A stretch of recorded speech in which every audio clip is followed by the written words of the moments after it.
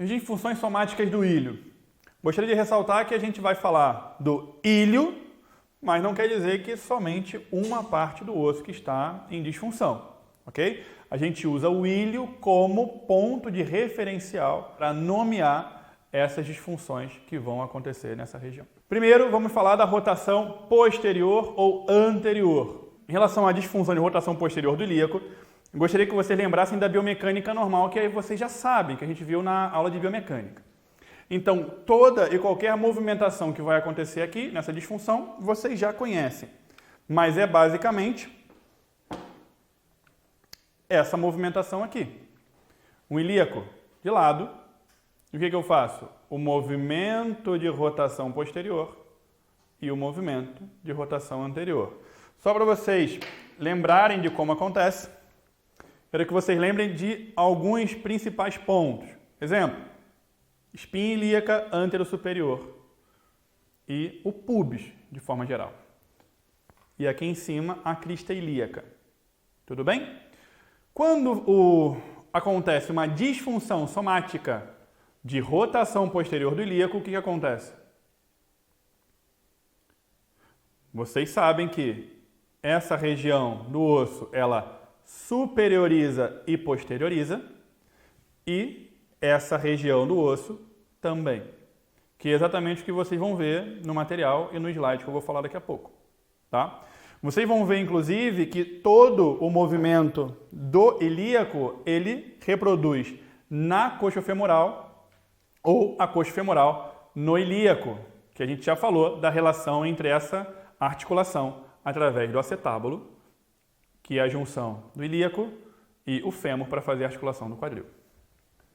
Então, quando eu tenho a disfunção de rotação posterior do ilíaco, o que eu tenho? Eu tenho o fêmur realizando uma rotação externa.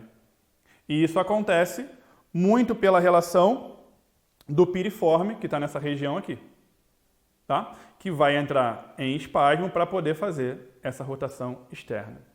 E é exatamente isso que a gente vê na imagem aqui agora. Então, nós temos um ilíaco tendo uma disfunção de mobilidade em rotação externa, ou seja, exatamente o que a gente acabou de mostrar na peça, onde a gente vê a espinha ilíaca antero-superior indo superiormente e posteriormente, assim como o pubis. O fêmur, que a gente viu, tem uma rotação externa. É importante a gente falar que sempre que eu tiver essa rotação posterior do ilíaco, eu tenho esse fêmur um pouco mais alto. E por que que isso acontece? Vamos de novo aqui na peça. Se acontece esse movimento de rotação posterior, o acetábulo está aqui. Quero que vocês vejam e digam aí. O acetábulo, ele vai subir ou ele vai descer? Ele vai subir. Então, se ele sobe, quem está aqui dentro dele com ele? O fêmur. Ou seja, quando eu faço a rotação posterior do ilíaco, o fêmur sobe junto com o ilíaco. E isso é o que a gente chama de falsa perna curta. Por quê? Se o acetábulo sobe, levando o fêmur para cima, vocês concordam comigo que o pé desse lado que teve que subir ficou uma perna mais curta porque perdeu o contato com o solo. Mas não é uma verdadeira perna curta, é uma falsa. Falsa porque não tem diminuição de osso. Não é um fêmur que está menor, não é uma tíbia que está menor. É somente um posicionamento. Tá? Aqui, o que a gente consegue ver mais? Que eu vou ter uma rotação homolateral de L5. Por que que isso acontece? Porque eu tenho ligamento iliolombar. E quando o ilíaco roda posteriormente, traciona o ligamento iliolombar e L5 roda homolateralmente. Tudo bem?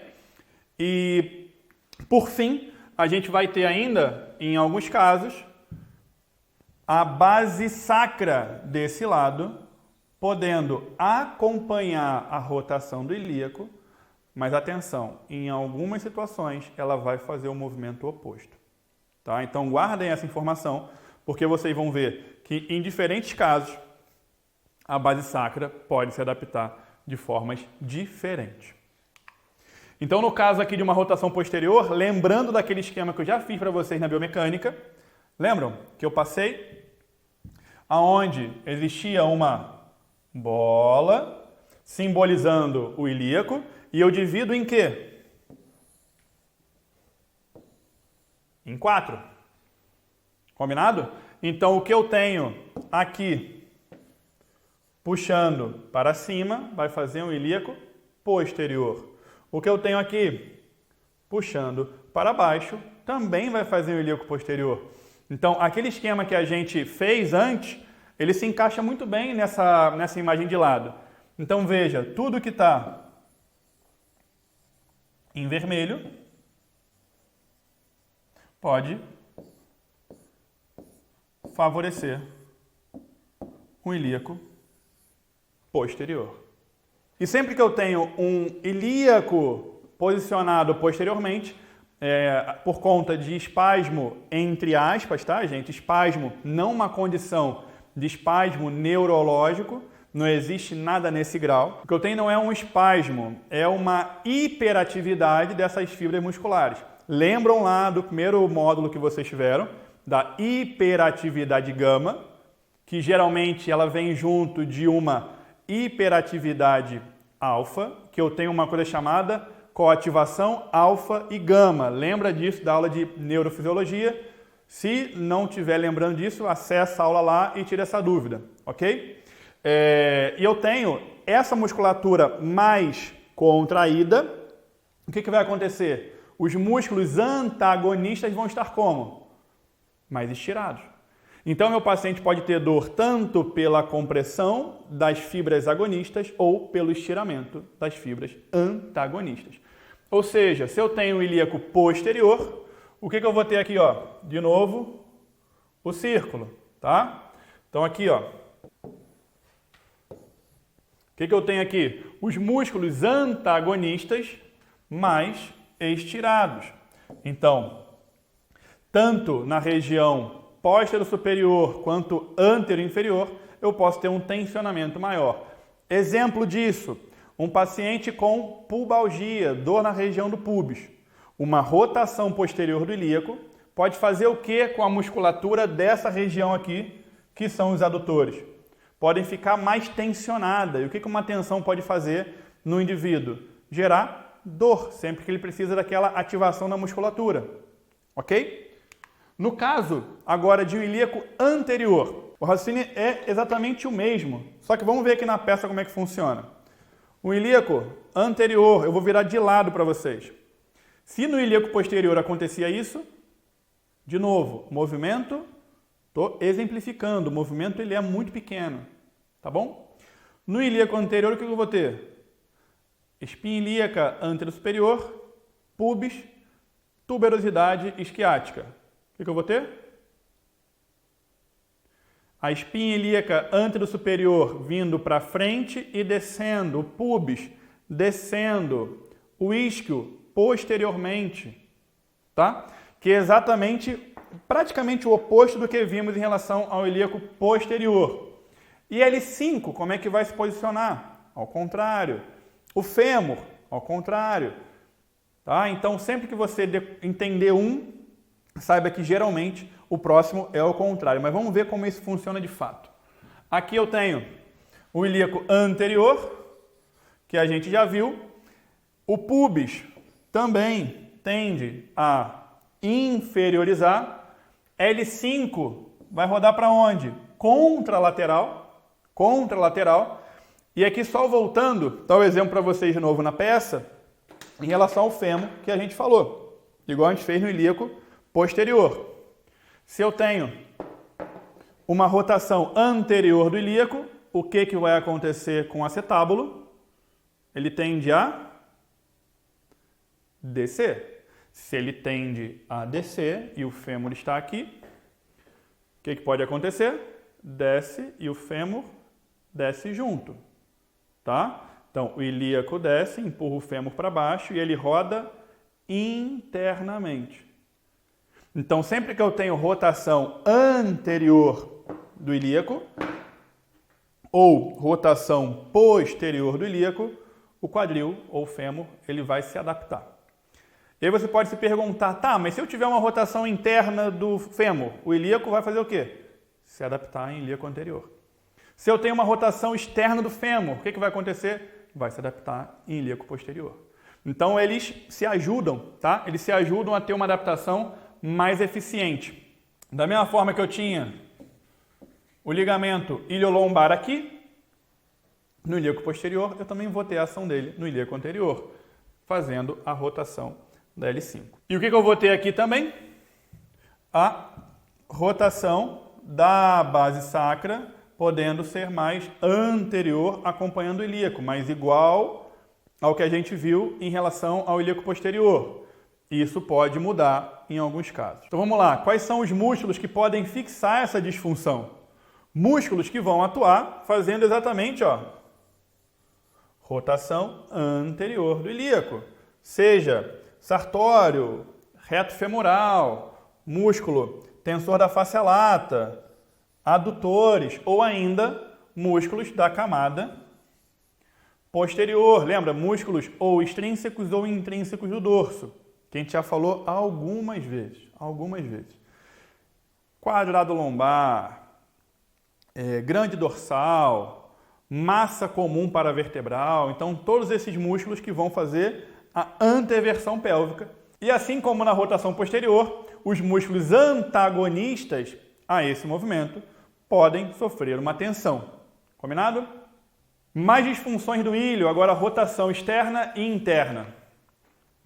A rotação externa, a gente já falou que a gente usa muito para não confundir o quê? O posicionamento do pubis. Então, aqui eu tenho o pubis que vocês já conhecem. Se ele roda para fora, é uma rotação externa. Se ele roda para dentro, é uma rotação interna. Ok? E o que acontece nisso? Nós temos... O que eu tenho aqui? Quando eu tenho essa rotação externa, a asa ilíaca, sim, ela abre. Então, eu tenho uma abertura dessa asa, ela fica mais aparente. Então, a espinha ilíaca, sim, a espinha ilíaca anterossuperior, ela fica mais externa, como a gente viu também, assim como o pubis. Então, ela fica mais externa do que do lado saudável, que é exatamente o que está sendo mostrado aqui. Ela afasta da linha média. Eu tenho, no caso, quando eu tenho essa abertura, o que aparece? Que essa asa ilíaca ela é mais larga do que do lado saudável, entre aspas, tá? Por quê? Porque se ela fica mais aparente, como a gente vê aqui na peça, se ela fica mais aparente, ela pode dar a impressão de uma asa ilíaca mais aberta, mais larga. Então, no caso da sínfise púbica, a gente não tem um degrau nesse movimento de rotação interna ou externa, justamente porque ele pode acontecer de forma isolada e não ter nem superioridade e nem inferioridade. E os músculos que podem fixar essa rotação externa? Eu tenho aqui glúteo médio, glúteo mínimo e ainda o sartório, tá? Lembram que esses músculos podem fazer o movimento de rotação externa, tá? Apesar de não estar aqui, como é que poderia estar L5, gente? Se está acontecendo isso. Vocês concordam se o ilíaco faz isso e L5 está aqui na frente, pode empurrar L5? Então L5 aqui poderia estar mais anterior. Então não é porque não tem descrição no slide que você não tem que pensar na biomecânica do corpo como um todo, como é que ele está se posicionando nesse espaço. Tudo bem? Aqui, a rotação interna agora. O que vai acontecer? Exatamente o oposto do que vocês viram da rotação externa.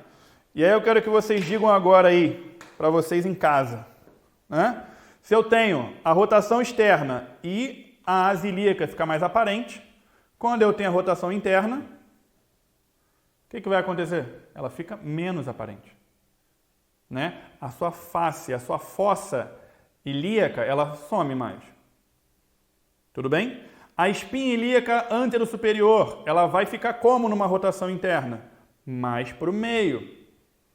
Tudo bem? Então vocês já sabem como funciona essa disfunção, porque a biomecânica vocês já entenderam. O movimento mais próximo da linha média do corpo, um fechamento aqui do pubis. Eu vejo, como vocês já viram na peça ali, que nessa rotação interna, que acontece no eixo vertical de rotação, acontece o fechamento da asa ilíaca, a espinha ilíaca antero-superior mais interna do que do lado. Vamos tentar nomear aqui como saudável, como o lado sem disfunção. A gente tentar diferenciar um pouco do que a gente chama aqui de saudável para colocar como um lado sem a disfunção somática. Tá? Aqui é descrito como saudável para poder exemplificar isso. Mas não quer dizer que do outro lado, com a disfunção, existe uma doença, apenas uma disfunção somática. E aqui eu tenho a asa ilíaca mais estreita, como vocês viram na peça, e a sínfise púbica, assim como na rotação externa, sem degrau e desviada para o lado onde não tem a disfunção somática, que foi exatamente o que vocês viram. Aqui, rotação interna, a sínfise púbica se desloca ao lado sem a disfunção somática. Aqui, os músculos que fixam essa disfunção, percebe que são diferentes do que os músculos que fixam a disfunção de rotação externa. São músculos mais internos aqui, ó, mais na fossa ilíaca, ok? Diferente do que a gente viu da rotação externa, que eram músculos mais localizados na parte externa do ilho. Em relação às disfunções de Alt e In-Flare, são disfunções que fazem o movimento de abertura e fechamento da asa ilíaca, mas de uma forma através de um eixo antero-posterior que a gente viu na biomecânica. Eu tenho um eixo de trás para frente que faz esse movimento de abertura ou esse movimento de fechamento. E relembrando, Alt-Flare, In-Flare. O que a gente vê na disfunção de Alt-Flare? Eu tenho uma abertura dessa asa. E o que eu vou ter aqui embaixo? Se eu tenho uma abertura em cima, eu tenho um fechamento embaixo. Se eu tenho um fechamento embaixo, a articulação coxo-femoral também fecha junto com a parte inferior da pelve, ok? O fêmur, veja comigo, se eu faço esse movimento aqui, ó, de Alt-Flare, que é descer, vocês concordam comigo que acaba descendo o fêmur também? Sim. Então, sempre que eu tiver Alt-Flare, eu vou ter aí um descenso do fêmur. E aí você começa a associar três disfunções, que são ilíaco posterior, rotação externa e Alt-Flare. E sim, essas disfunções estão associadas. E eu vou mostrar isso para vocês ao final da aula de disfunções. Então, só para demarcar aqui o que a gente já falou, eu tenho a asa ilíaca um pouco mais para fora, o isquio para dentro, que a gente viu aqui embaixo, representado não pelo 2, porque o 2 aqui seria mais o pubis, mas parte do isquio entra junto com essa região de baixo da pelve. A base sacral posterior e mais alta, tá? Por que posterior e mais alta? Quando o ilíaco faz esse movimento de subida, ele traz o sacro junto com ele, tá? Que é o que a gente observa aqui. Então, quando o ilíaco faz esse movimento, o sacro sobe, tá? E lembra daquele movimento que vocês aprenderam nas aulas de lombar e torácica, que é quando eu inclino para um lado, o lado homolateral vai rodar para anterior, isso numa posição neutra. E o lado contralateral posterioriza. Qual o lado meu que está mais alto, não é esse?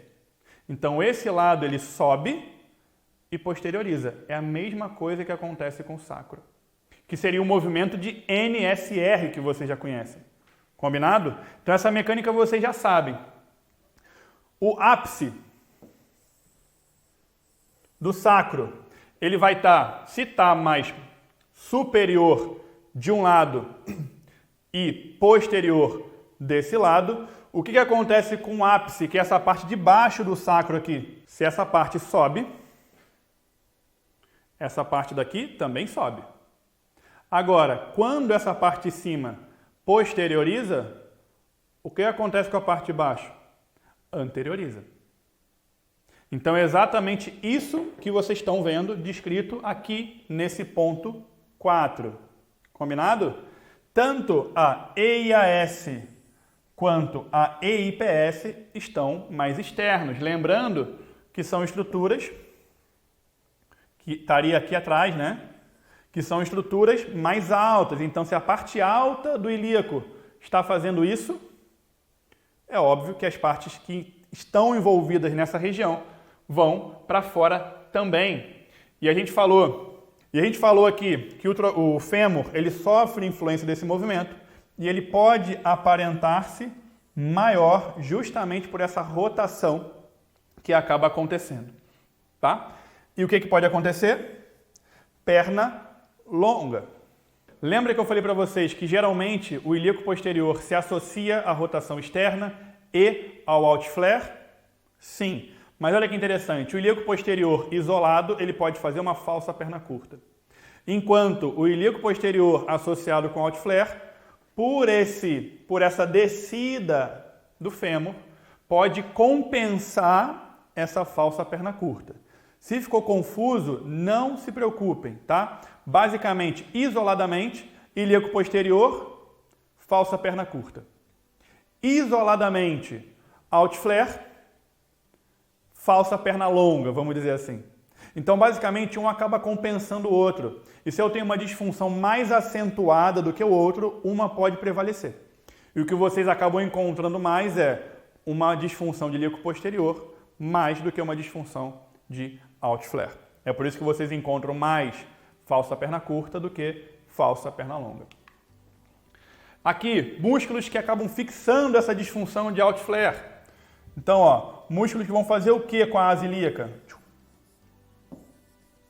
Vão abrir e fechar essa região de baixo. Outros músculos que poderiam atuar nisso seriam músculos do assoalho pélvico, que fariam o que com a região inferior da pelve? Fechariam também. Tudo bem?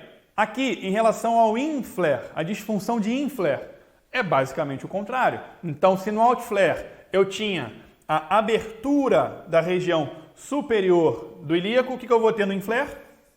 Fechamento da região superior. E a parte inferior, o que eu vou ter? Abertura.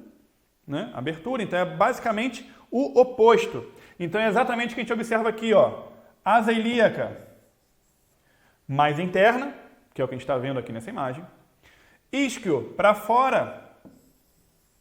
Tensão sobre os ligamentos sacrociáticos. Não tem ligamento aqui nessa região aqui embaixo?